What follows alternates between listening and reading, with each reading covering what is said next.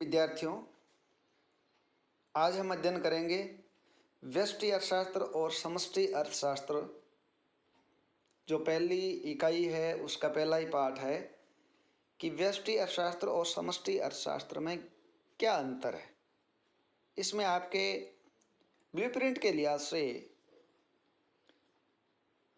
एक अंतर पूछा जा सकता है, 2 अंतर पूछे जा सकते हैं, अधिकतम 4 अंतर पूछे जा सकते हैं। फिर भी अपने को विषय का पूर्ण ज्ञान हो, इसके लिए हमें अध्ययन है वो पूर्ण रूप से करना है। अर्थ के आधार पर अगर अंतर देखा जाए तो व्यष्टि जो अर्थशास्त्र है वो अंग्रेजी भाषा के माइक्रो शब्द, जो ग्रीक भाषा के माइक्रो से लिया गया है, जिसका अर्थ होता है छोटा, सूक्ष्म। इसके विपरीत समष्टि अर्थशास्त्र अंग्रेजी भाषा के मैक्रो शब्द, जो ग्रीक भाषा के मैक्रो से लिया गया है, जिसका अर्थ होता है व्यापक या बड़ा। तो पहली बात ये हमें ज्ञान होना चाहिए कि व्यष्टि का मतलब होता है सूक्ष्म, जबकि समष्टि का अर्थ होता है व्यापक। अब पारिभाषिक तौर पर देखा जाए तो व्यष्टि अर्थशास्त्र का संबंध व्यक्तिगत इकाइयों, व्यक्तिगत आर्थिक इकाइयां जैसे उपभोक्ता, साधनों के स्वामी, व्यापारिक फर्मों की आर्थिक क्रियाओं से होता है इसका संबंध। जबकि समष्टि अर्थशास्त्र का संबंध इस प्रकार के तत्वों से है जैसे किसी अर्थव्यवस्था का कुल उत्पादन, उसके साधनों का किस सीमा तक उपयोग हो रहा है, राष्ट्रीय आय का आकार क्या है, सामान्य कीमत स्तर। तो ये इसके अंदर बात आती है।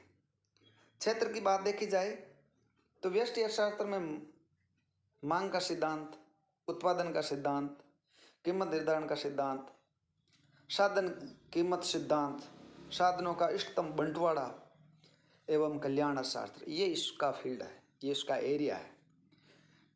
जबकि समष्टि अर्थशास्त्र का जो क्षेत्र है उसमें राष्ट्रीय आय का सिद्धांत है, रोजगार का सिद्धांत है, मुद्रा का सिद्धांत है, सामान्य कीमत स्तर का सिद्धांत है, आर्थिक विकास का सिद्धांत है, अंतर्राष्ट्रीय व्यापार का सिद्धांत है, वितरण का समष्टिगत सिद्धांत है और व्यापार चक्रों का सिद्धांत है।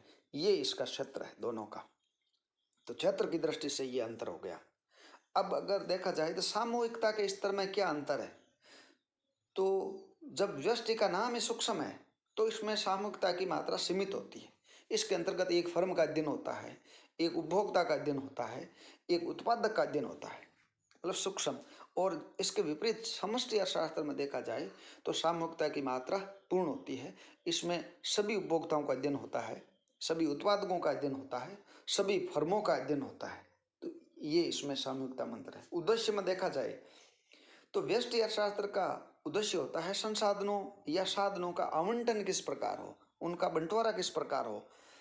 इसके विपरीत समष्टि अर्थशास्त्र का जो उद्देश्य होता है वो साधनों को पूर्ण रोजगार कैसे प्राप्त हो, उत्पादन या आय का स्तर, ये जो रोजगार का मेन बात है ये इसका उद्देश्य है। अध्ययन की विधि देखी जाए तो व्यष्टि अर्थशास्त्र की जो अध्ययन की जो विधि है वो आंशिक संतुलन विधि है, और इसके विपरीत समष्टि की जो अध्ययन विधि है ये आपके जनरल सामान्य संतुलन विधि है। आधारभूत अंतर देखा जाए तो समष्टि अर्थशास्त्र की समस्याओं का मुख्य निर्धारक है वो कीमत होती है। इसके विपरीत यानी व्यष्टि अर्थशास्त्र की जो समस्या होती है उसका मुख्य निर्धारक है वो कीमत है, मेन फैक्टर है वो प्राइस है। और समष्टि अर्थशास्त्र की समस्याओं का मुख्य निर्धारक है वो आय है, इनकम है, रोजगार है। अब इसी प्रकार बात आती है कि अध्ययन की इकाई क्या है। अब अध्ययन की इकाई देखा जाए तो इसमें व्यक्तिगत इकाई होती है व्यष्टि में, एक उत्पादक है, एक उपभोक्ता है, एक फर्म है, ये व्यक्तिगत इकाई हो गई। और इसके विपरीत देखा जाए तो समष्टि अर्थशास्त्र में संपूर्ण अर्थव्यवस्था देश की, देश की संपूर्ण अर्थव्यवस्था इसके अध्ययन की इकाई होती है, व्यापक अध्ययन होता है। मान्यता देखी जाए तो व्यष्टि अर्थशास्त्र में हम पूर्ण प्रतियोगिता और रोजगार, परफेक्ट कंपटीशन को मान करके, रोजगार, सरकार का दखल नहीं, स्वतंत्र कीमत तंत्र होता है, ये अपन मानते हैं। इसके अंदर एकदम फ्री एंड फेयर होता है। समष्टि में देखा जाए तो उत्पादन के साधनों का वर्तमान वितरण पहले से निर्धारित होता है, ये अपन मानते हैं। इस प्रकार है होगा इसमें, ये मान्यता लेकर के इसका अध्ययन किया जाता है। अध्ययन का उद्देश्य होता है व्यष्टि में संसाधनों का अधिकतम वितरण के से संबंधित सिद्धांतों के लिए अध्ययन किया जाता है, और इसमें उत्पादक का विस्तार, पूर्ण रोजगार की प्राप्ति से संबंधित सिद्धांतों के लिए समष्टि अर्थशास्त्र का अध्ययन का ये उद्देश्य है। विश्लेषण के जो उपकरण देखा जाए, इसका एनालिसिस के जो टूल्स है, व्यष्टि अर्थशास्त्र में कीमत संयंत्र है और समष्टि अर्थशास्त्र में राष्ट्रीय आय का स्तर है। अध्ययन की जो रीति है, व्यक्तिगत इकाइयों का जब वह संतुलन की स्थिति में हो तब इसका अध्ययन होता है। अध्ययन की जो रीति है, व्यक्तिगत इकाइयों का जब वह संतुलन की स्थिति में हो अध्ययन किया जाता है, जबकि संपूर्ण अर्थव्यवस्था असंतुलन की स्थिति में हो तब अध्ययन किया जाता है। यानी समष्टि में संपूर्ण अर्थव्यवस्था जो इम्बैलेंस्ड होती है उस स्थिति में अध्ययन होता है, और व्यष्टि में व्यक्तिगत इकाइयों का अध्ययन तब किया जाता है जब वो संतुलन की स्थिति में हो। अब संतुलन का जो प्रकार देखा जाए तो इसके अंतर्गत व्यष्टि में आंशिक संतुलन होता है, जबकि समष्टि में सामान्य संतुलन होता है। परिवर्तन देखा जाए तो व्यष्टि के परिवर्तन समष्टि की स्थिरता में भी हो सकता है। व्यष्टि में परिवर्तन है, समष्टि स्थिर रहेगी, फिर भी व्यष्टि में परिवर्तन हो सकता है। और समष्टि की स्थिरता पर व्यष्टि की बनावट में परिवर्तन का प्रभाव नहीं पड़ता। यानी ये समष्टि इतनी व्यापक होती है कि व्यष्टि की बनावट में अगर परिवर्तन होता है तो उसके ऊपर इफेक्ट नहीं पड़ता। और अगर विरोधाभास देखा जाए, समष्टि व्यष्टि विरोधाभास की बात करें, बहुत सारी बातें हैं इसके अंदर। एक छोटी सी बात है कि व्यष्टि के लिए बचत लाभकारी है। व्यष्टि अर्थशास्त्र कहता है बचत करिए, लाभकारी है, और समष्टि अर्थशास्त्र कहता है कि बचत लाभकारी नहीं है। समष्टि अर्थशास्त्र कहता है कि अगर सभी लोग बचत करेंगे तो कुल बचत में कमी हो जाएगी, यानी रोजगार का स्तर गिर जाएगा, उत्पादन कम हो जाएगा, निवेश कम हो जाएगा, ये बातें हैं इसमें। तो मेरे हिसाब से ये आपके समझ में आ गया हो गया। तो व्यष्टि और समष्टि का जो अंतर है, ये स्पष्ट रूप से इसको आप बार बार अध्ययन करके इसको लर्निंग है जो अधिगम है इसको मजबूत करें। अब बात आती है, ये छोटे छोटे प्रश्न भी आ सकते हैं, निम्नलिखित को संक्षिप्त में समझाइए। व्यष्टि आंशिक अर्थशास्त्र, यानी ये थोड़ी जटिल परिभाषा है, तो ये बातें मैंने एक आपके ज्ञान के लिहाज से, कि आपको पूरा नॉलेज होना चाहिए कि माइक्रो पार्शियल इकोनॉमिक्स क्या है। व्यष्टि अर्थशास्त्र में व्यक्तिगत इकाई के अध्ययन में जब एक चर जैसे वस्तु की कीमत को परिवर्तनशील और अन्य कारकों जैसे उपभोक्ता की आय इत्यादि को स्थिर मानकर किया जाने वाला अध्ययन आंशिक अध्ययन होता है। व्यष्टि आंशिक अध्ययन में कहने का मतलब है कि जितने भी फैक्टर्स होते हैं, चर होते हैं, वेरिएबल्स होते हैं, उसमें से एक को तो परिवर्तनशील मान लो और अन्य चरों को आप स्थिर मान लो। इस प्रकार का अगर आप अध्ययन करते हैं तो व्यष्टि आपके आंशिक अध्ययन हो गया। कुल व्यष्टिगत अर्थशास्त्र है माइक्रो टोटल इकोनॉमिक्स। व्यष्टि अर्थशास्त्र में व्यक्तिगत इकाइयों के अध्ययन में जब सभी कारक परिवर्तनशील होते हैं तो उसको कुल व्यष्टिगत माइक्रो टोटल अध्ययन कहते हैं। व्यष्टि स्थितिक अर्थशास्त्र यानी माइक्रो स्टैटिक्स इकोनॉमिक्स, व्यष्टि अर्थशास्त्रीय अध्ययन में जब सभी चरों यथा कीमत इत्यादि आर्थिक चरों को स्थिर मान करके अध्ययन किया जाता है तो उसको व्यष्टि स्थितिक माइक्रो स्टैटिक स्टडी हो गई। कहने का मतलब है सभी चर है तो उनको आप स्थिर मान लें, कांस्टेंट मान लें। इस प्रकार का अगर अध्ययन करते हैं तो आपके स्थितिक हो गया। इसी प्रकार तुलनात्मक है। व्यष्टिगत अर्थशास्त्रीय अध्ययन में जब दो स्थिर अवस्थाओं की तुलना करते हैं तो उसको माइक्रो कंपैरेटिव ये इकोनॉमिक्स ये अध्ययन है आपका। जब दो अवस्थाओं के आप दो स्थिर अवस्था है उसकी तुलना करते हो तो व्यष्टि तुलनात्मक माइक्रो कंपैरेटिव इकोनॉमिक्स हो गया। व्यष्टि प्रावेगिक अर्थशास्त्र, माइक्रोडायनेमिक इकोनॉमिक्स, यानी व्यष्टिगत अर्थशास्त्रीय अध्ययन में जब आर्थिक चरों की निरंतर गतिशीलता में जो अध्ययन किया जाता है, जैसे आर्थिक चर है उनकी निरंतर गतिशीलता की अवस्था को मानो और फिर अध्ययन करो, तो वो आपके माइक्रोडायनेमिक स्टडी हो गई। तो ये आपके पांचों चीज़ें हैं, वो आपको क्लियरिटी होनी चाहिए। इसी प्रकार समष्टि की बात आती है कि समष्टि आंशिक अर्थशास्त्र क्या है।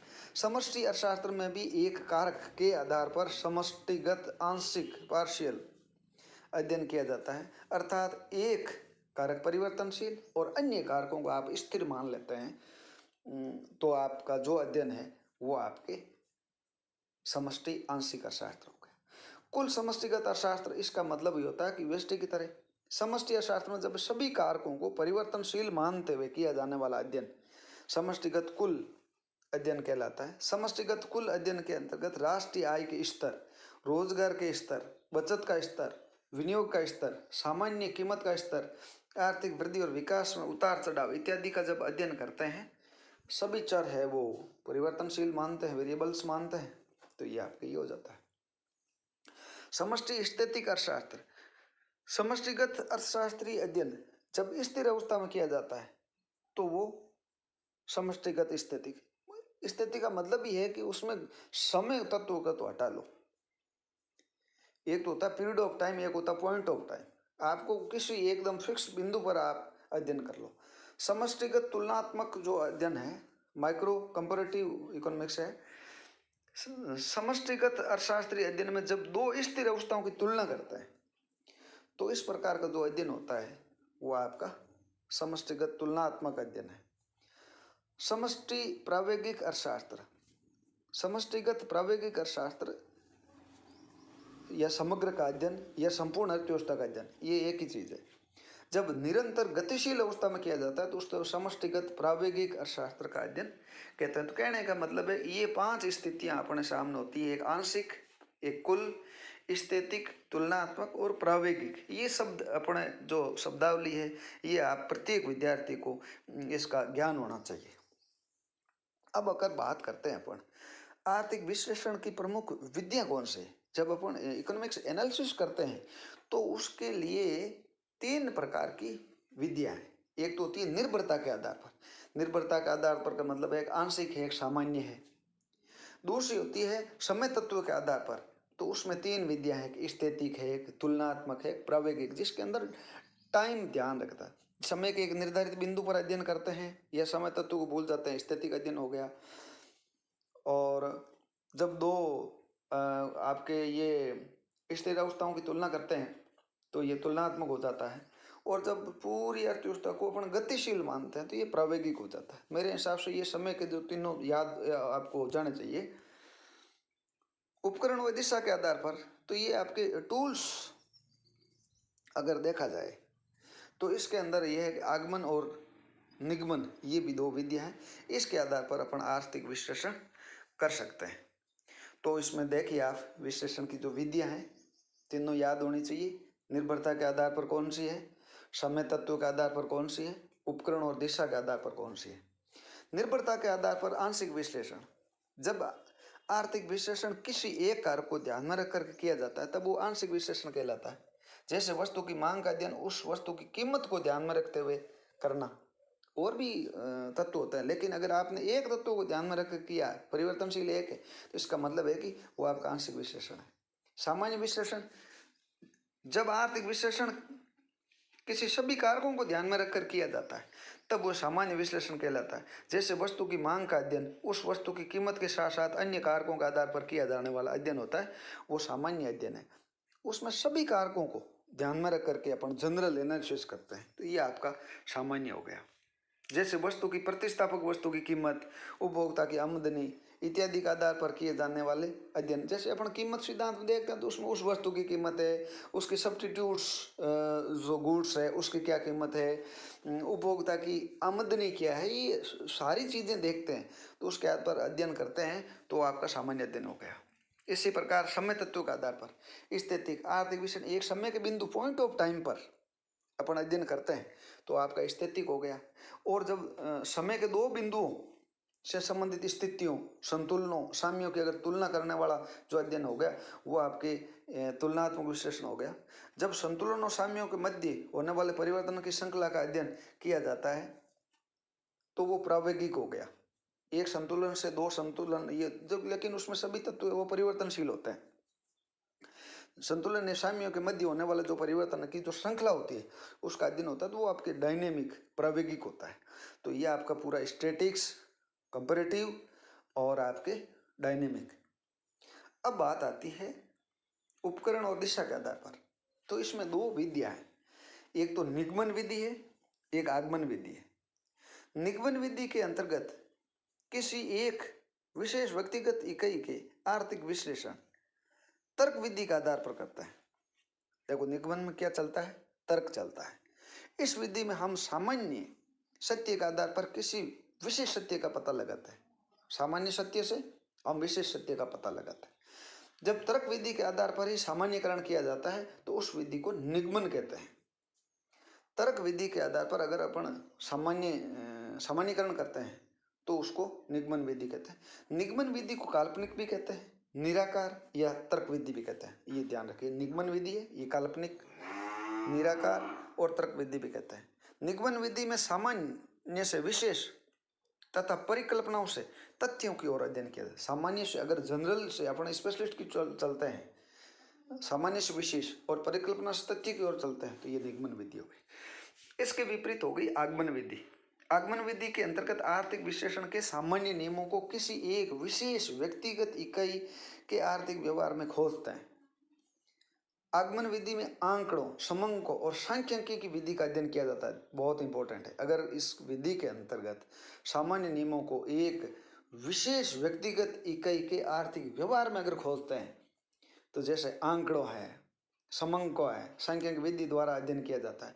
इसमें वास्तविक जगत की घटनाओं से संबंधित तथ्यों का संकलन है, वर्गीकरण है, विश्लेषण के आधार पर निष्कर्ष निकाले जाते हैं। माल्थस ने जो अपना जनसंख्या सिद्धांत दिया था उसमें इस आगमन विधि का ही प्रयोग किया था। और आगमन विधि को अनुभव पर आधारित विधि भी कहते हैं और ऐतिहासिक विधि भी है। तो कहने का मतलब है पहली जो विधि है निगमन विधि है, ये आपके काल्पनिक है, निराकार है, तर्क विधि है, निगमन विधि है ये। लेकिन आपकी जो आगमन विधि है, आगमन विधि ये वास्तविक घटनाओं से संबंधित है और इसको ऐतिहासिक विधि भी कहते हैं। तो आगमन और निगमन में पूरा आपके अंतर होना चाहिए। अब अगर अपन इसका आगमन और निगमन का बहुत अच्छा है, अंतर भी है। तो पहले इसका उपकरण क्या है, निगमन में तर्क है जबकि आगमन में तथ्य और समंक यानी आंकड़े हैं। दिशा ये आपके सामान्य से विशेष की ओर तथा परिकल्पना तथ्यों की ओर अध्ययन करती है और जबकि जो आगमन है ये विशेष से सामान्य की ओर अध्ययन करती है। अन्य नाम है उसका काल्पनिक, निराकार और तर्क विधि है निगमन का, जबकि आगमन का अनुभव आधारित विधि, ऐतिहासिक विधि भी है। प्रयोग है वो माल्थस ने अपने जनसंख्या सिद्धांत में आगमन का किया।